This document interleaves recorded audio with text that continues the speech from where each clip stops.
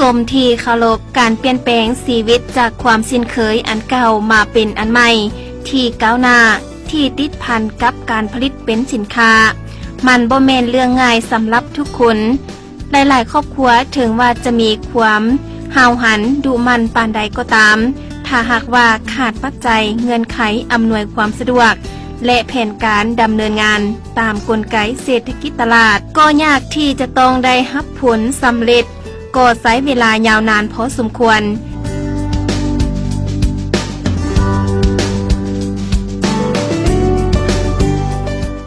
ดังครอบครัวของท่านคำวงอุดมสุขปัจจุบันเป็นพนักงานอาจารย์สอนอยู่วิทยาลัยครูค้างไข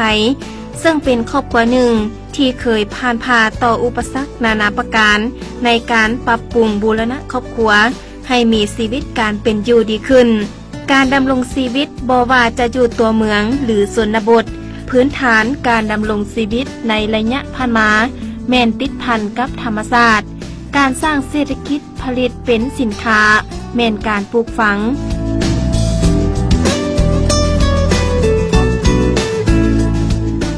ครอบครัวของท่านคำวงอุดมสุขเป็นครอบครัวหนึ่งที่ยึดถืออาชีพ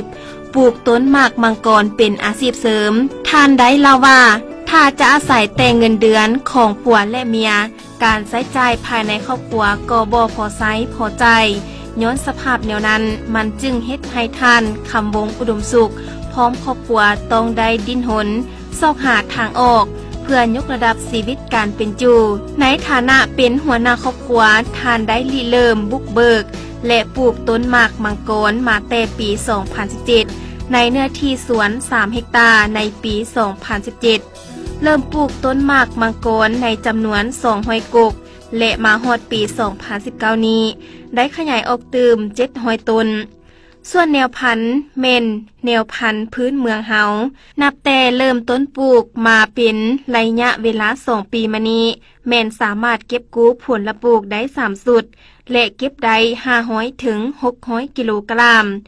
ตามธรรมดาปีหนึ่งสามารถเก็บกู้ได้6 สุดส่วนใหญ่แม่นแม่ค้ามาซื้อเอากับที่และสามารถสร้างรายรับได้10 ล้านกว่ากีบนอกจากปลูกต้นหมากมังกรแล้วอยู่ภายในสวนยังได้ปลูกต้นไม้ให้มากชนิดอื่นเป็นต้นเมนปลูกต้นหมากม่วง10 กว่าต้นต้นหมากน้ำมันเบอร์50 กว่าต้นต้นหมากแปน40 กว่าต้นต้นหมากมันทู200 กว่าต้นและต้นไม้ดูหลาย100 กว่าต้นจากนั้นก็ยังได้เลี้ยงปลาตื่มอีกซึ่งมีเนื้อที่ 3,000 ตารางเมตรและปล่อยปลาไปแล้วประมาณ 10,000 กว่าโตมาฮอดปัจจุบันการลงทุนใส่เฮ็ดสวนหนองปลาแม่นใช้ทุนไปแล้วประมาณ70 กว่าล้านกีบ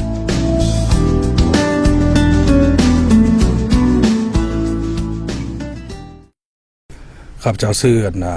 ดาวคำวงอุดมสุขบ้านอยู่ขังไข่เมืองแปะแข่งสขวางซึ่งอาชีพมันเป็นพนักงานครูสอนอยู่ไม่ใช่ครูขังไข่นี้จากผ่านมาโดยเฉพาะเป็น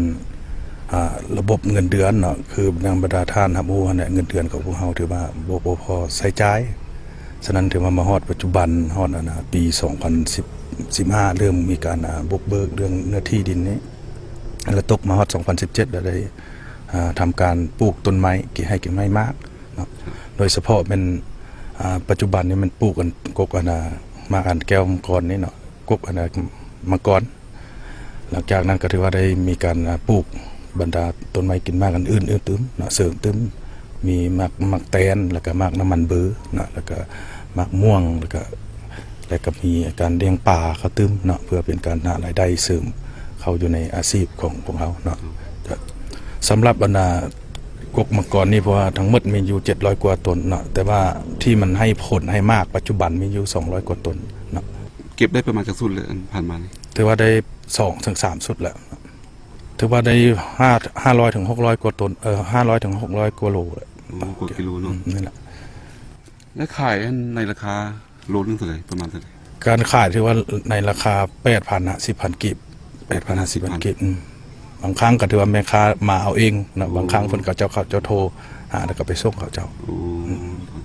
ถือว่าอยู่นี่ก็ได้เลี้ยงปลาเข้าเสริมนี่น้องปลาอยู่เบื้องลุ่มมันมีอยู่ขนาด40 คูณ 80 3,000 กว่า ปล่อยปลานี่15,000กว่าตัว 15,000 ปลานี่ถือว่าผ่านมาหันพวกเราบ่ทันได้เร่งใส่ในการเบิ่งระบบในการดูแลของพวกเรายังบ่ทันได้เป็นที่ละเอียดนะถือว่าผ่านมายังบ่ทันได้ขายเท่าที่ควรถือว่าก็จำนวนประมาณ100กว่ากิโลขายนะเนาะ100กว่ากิโลหลังจากนั้นถือว่ามาตกมาอยู่ในปีนี้ถือว่าทางโครงการช่วยเหลือลาจากสสเวียดนามเนาะที่เพิ่นมาลงสำรวจเอง แล้วก็เพิ่นเห็นว่าเอาใจมากแล้วก็เพิ่นได้ให้ทุนงบประมาณในการช่วยเหลือในการปลูกอันกกมะกรนี้จำนวนเงินอยู่40 ล้านกีบ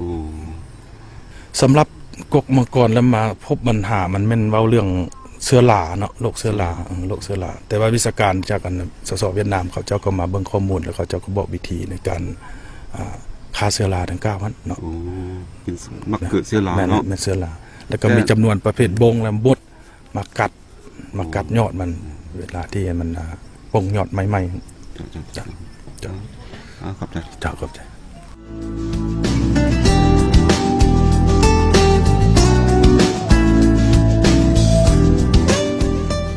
ท่านคำวงอุดมสุขยังได้กล่าวเติมอีกว่า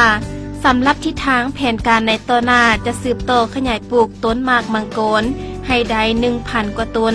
และก็จะนำเอาต้นหมากมันแก้วมาปลูกหรือมาต่อใส่ต้นไม้ที่มีอยู่แล้วเรียบตามเข็มหนองตึมอีก